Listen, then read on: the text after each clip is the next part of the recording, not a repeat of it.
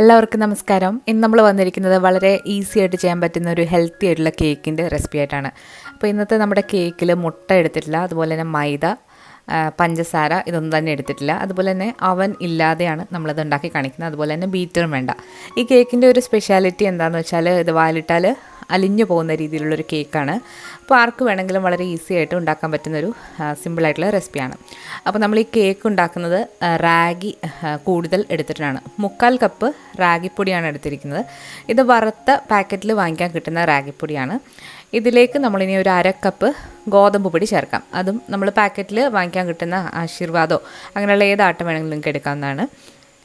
ഇനി ഇതിലേക്ക് നമ്മൾ 1 ടീസ്പൂൺ ബേക്കിംഗ് പൗഡറാണ് ചേർക്കുന്നത്.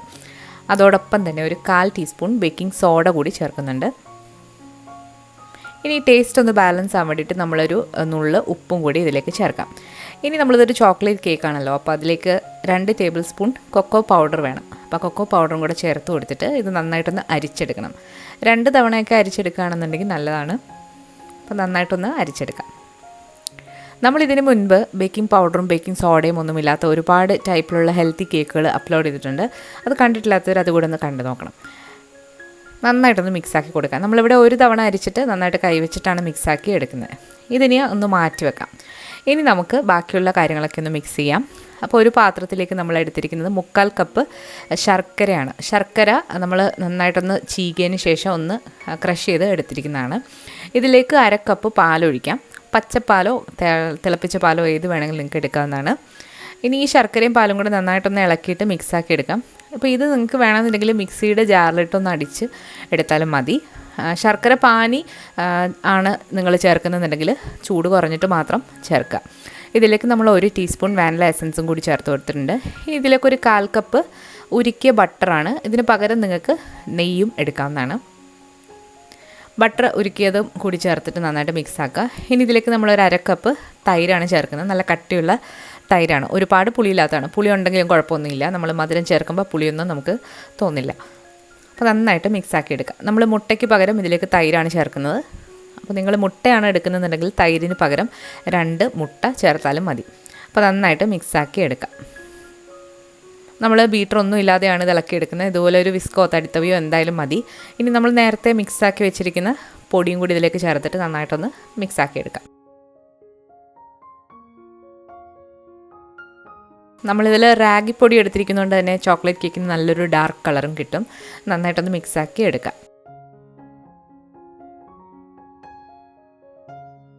അപ്പോൾ നമ്മുടെ കേക്കിൻ്റെ ബാറ്റർ ഏകദേശം റെഡിയായി വരുന്നുണ്ട്. ഇനി ഇതിലേക്ക് നമുക്ക് വേണമെന്നുണ്ടെങ്കിൽ കുറച്ച് ചോക്ലേറ്റ് ചിപ്സൊക്കെ ഇട്ട് കൊടുക്കാം. ചോക്ലേറ്റ് ചിപ്സൊക്കെ എടുക്കുമ്പോൾ ഒരുപാട് മധുരമില്ലാത്ത ഡാർക്ക് ചോക്ലേറ്റ് വാങ്ങിക്കാൻ കിട്ടും, ഷുഗറിൻ്റെ കണ്ടൻറ്റ് കുറവുള്ളത്. അപ്പോൾ അതിട്ടിട്ട് നിങ്ങൾക്ക് എടുക്കാം. നമ്മളിവിടെ കുറച്ച് ഡാർക്ക് ചോക്ലേറ്റിലേക്ക് ചേർക്കുന്നുണ്ട്. ഇത് ഓപ്ഷണലാണ്, വേണമെന്നുണ്ടെങ്കിൽ മാത്രം ചേർത്താൽ മതി. അപ്പോൾ നന്നായിട്ടൊന്നുകൂടെ മിക്സാക്കിയതിന് ശേഷം നമുക്കിത് ബേക്ക് ചെയ്തെടുക്കാം. ബേക്ക് ചെയ്യാനായിട്ട് നിങ്ങൾക്ക് അവൻ ഉണ്ടെങ്കിൽ അവൻ പ്രീഹീറ്റ് ചെയ്യാം. അല്ലാന്നുണ്ടെങ്കിൽ നിങ്ങൾ പാത്രത്തിലാണ് ചെയ്യുന്നതെന്നുണ്ടെങ്കിൽ പാത്രം ഒന്ന് പ്രീഹീറ്റ് ആക്കാനായിട്ട് വെക്കുക. അപ്പോൾ നമ്മളിവിടെ ഇന്നൊരു ഇരുമ്പിൻ്റെ പാത്രത്തിലാണ് ഇത് ബേക്ക് ചെയ്തെടുക്കാൻ പോകുന്നത്. അപ്പോൾ ഇതാണ് പാത്രം. അപ്പോൾ നമ്മളൊരു മീഡിയം ഫ്ലെയിമിൽ നന്നായിട്ട് ചൂടാക്കി കഴിഞ്ഞാൽ അതിലേക്കൊരു സ്റ്റീലിൻ്റെ കുഞ്ഞൊരു പാത്രം വെച്ച് കൊടുത്തിട്ടുണ്ട്. അതിന് മുകളിലായിട്ട് നമ്മുടെ കേക്കിൻ്റെ ടിന്ന് വെച്ച് കൊടുത്ത് അടച്ചു വെച്ച് നമുക്കിത് ബേക്ക് ചെയ്തെടുക്കാം. ഇനി ഇങ്ങനെയല്ല, നിങ്ങൾക്ക് പ്രഷർ കുക്കറിലാണ് ഈസി എന്നുണ്ടെങ്കിൽ അങ്ങനെയും ചെയ്തെടുക്കാവുന്നതാണ്. അടച്ചു വെച്ച് മീഡിയം ഫ്ലെയിമിലിട്ട് ഒരു 45 മിനിറ്റ് ആണ് ഇത് ബേക്ക് ചെയ്ത് എടുക്കേണ്ടത്.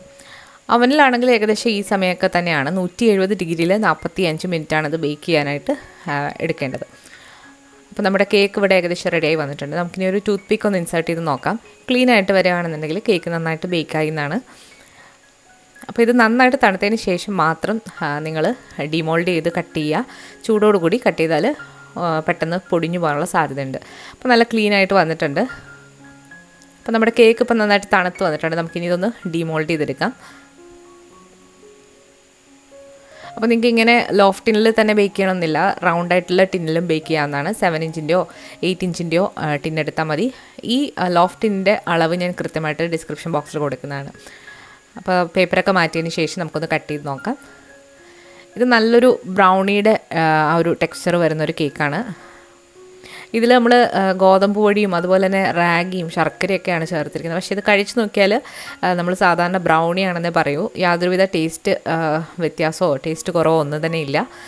നല്ല മോയ്സ്റ്റ് ആയിട്ടുള്ളൊരു കേക്കാണ്. അപ്പോൾ ഹെൽത്തി ആയിട്ട് ഡയബറ്റീസ് ഉള്ളവർക്ക് പോലും ഒരു പീസ് കഴിക്കാൻ പറ്റുന്ന ഒരു കേക്കാണ്. അപ്പോൾ എല്ലാവരും ഒന്ന് ട്രൈ ചെയ്ത് നോക്കിയിട്ട് നിങ്ങളുടെ അഭിപ്രായങ്ങൾ കമൻസിലൂടെ അറിയിക്കുക. പുതിയ റെസിപ്പി വീഡിയോകളുമായിട്ട് നമുക്ക് വീണ്ടും കാണാം. താങ്ക്